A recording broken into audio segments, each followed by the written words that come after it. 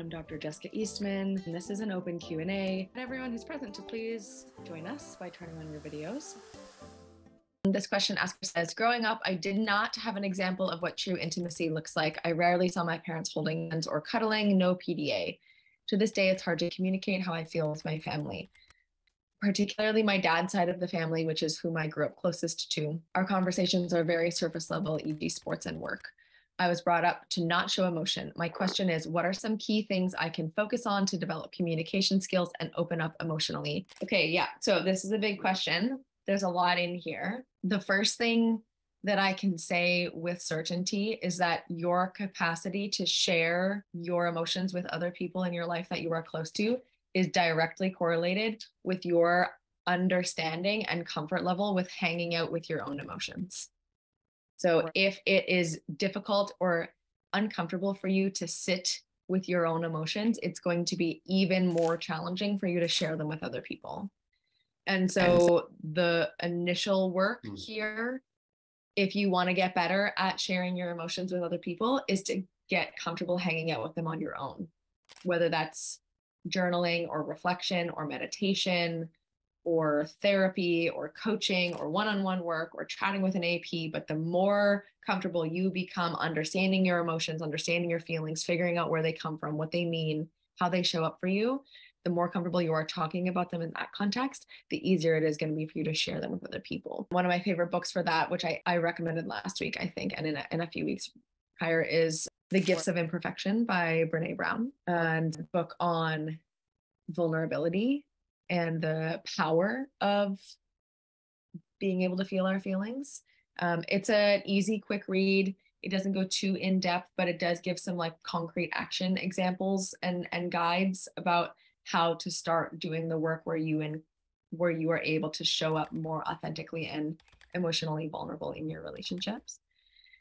And then as to how to develop communication skills, this is a very complex topic, and it's also really individual, both to the person and to the relationship. However, one of my favorite, I think probably my most favorite communication skill here, that's also an intimacy skill, that's also a optimizing your relationship skill, is what I call meta conversations. These are conversations that you have with someone you are in relationship with, whether that's a partner or a child or a friend or a colleague or a boss, even conversations about how you want to communicate with each other.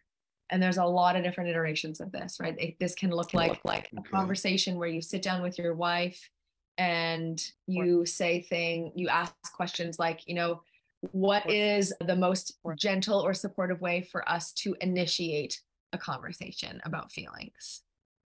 Is there a time of day that or an environment where you absolutely don't want to talk about feelings?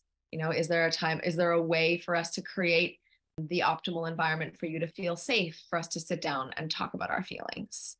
For example, one of you might really want to talk about feelings and the whole experience of the day when you get home from work. And maybe one of you, that's the last thing you want to do when you get home from work, because you just want to have time to decompress and settle and calm down before you can feel able to connect. It's also important to have meta communication conversations about what kinds of things you want to talk about. Like, do you want to know about what I did in my day? Do you want to know the things that I'm worried about? Do you want to know what my plans are for next weekend? Like, are those things you want me to update you on? Do you want to ask me about them? Do you want me to offer them? Do you want to not talk about them? Right? And you want to ask those questions both to the person you're in a relationship with, but also to yourself. Like, what kind of information feels important for you to both know and share in your relationship? A part of intimacy can be about physical connection, like holding hands, cuddling, PDA. But there's a lot more about intimacy that is about emotional trust, emotional vulnerability, sharing, communication. And it's in those moments where you're like, hey, so I'm feeling really anxious about this thing.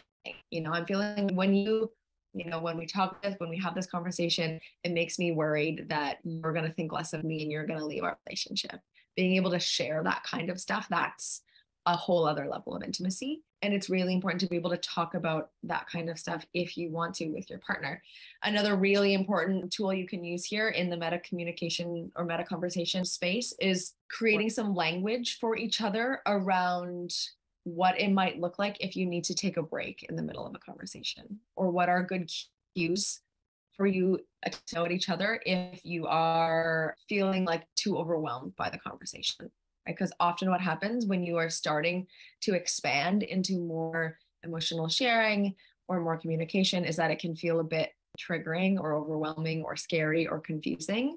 And it's okay to take a break. And so if you just drop that in the middle of a conversation, so let's say you're getting, the conversation is escalating in intensity. And if you just somewhere in the middle, be like, this is too much for me, I need a break. And you just walk out the door, it's going to feel really jarring and probably not good to the person you're in communication with.